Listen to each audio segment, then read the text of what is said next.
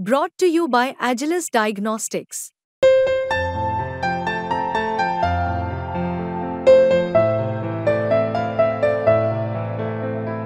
Agilus Diagnostics. नाशिकचे माजी खासदार हेमंत गोडसे आपल्या सोबत आहेत। साहेब, आज मुख्यमंत्र्यांनी स्वतः खंत व्यक्त केली, अनेक महत्त्वाच्या नेत्यांनी खंत व्यक्त केली की आपण जिंकले असते तर वेळीच निर्णय घेतला असता। मला असं वाटतं का निश्चितच अनेक जागा, त्यामध्ये खास करून नाशिकची जागा ही शेवटच्या फॉर्म भरायच्या शेवटच्या दिवसाच्या एक दिवस अगोदर त्या ठिकाणी डिक्लेअर केली आणि या संपूर्ण प्रक्रियेमध्ये अनेक घोळ झाले।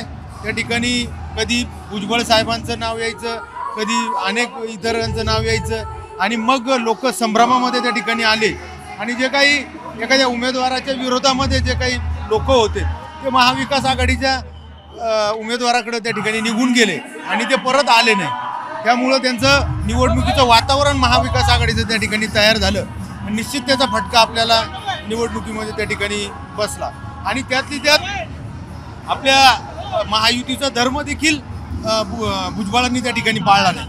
मला असं वाटतं का निश्चित त्यांनी त्यांच्या समता परिषदेने खास करून ओपन म्हणजे आमच्याकडे पुरावे आहेत का त्यांनी त्यांच्या सगळ्या पदाधिकाऱ्यांना महाविकास आघाडीचा प्रचार करा म्हणून असे आदेश त्या ठिकाणी दिले होते। म्हणून मला असं वाटतं का त्यांनी जो घोळ घातला गेले अनेक दिवस त्याचा फटका आपल्याला या ठिकाणी बसला।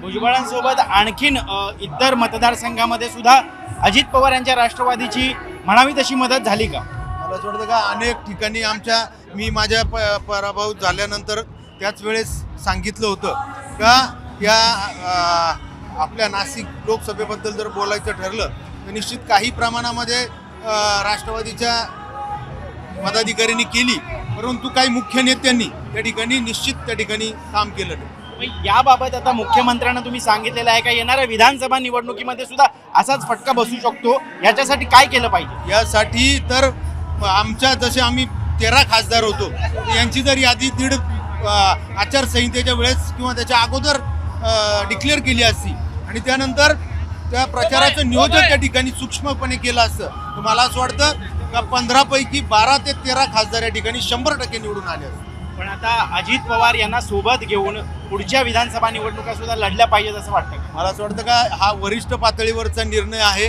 जे महायुतीचे सर्व वरिष्ठ नेते हा संपूर्ण अभ्यास करून कोणामुळं फायदा होणार आहे आणि कोणामुळं नुकसान होणार आहे याचा विचार करून निश्चित निर्णय घेतील।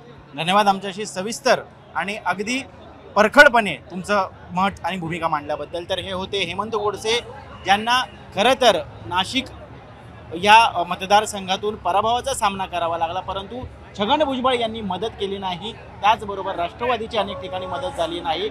वेळेवरती त्या ठिकाणी आम्हाला खासदारकीसाठी आम्हाला उमेदवारी जाहीर झाली नाही अशी खंत या ठिकाणी ते व्यक्त करतात। कॅमेरा पर्सन महेश मोरे सोबत मी ऋत्विक बालेकर, मुंबईत।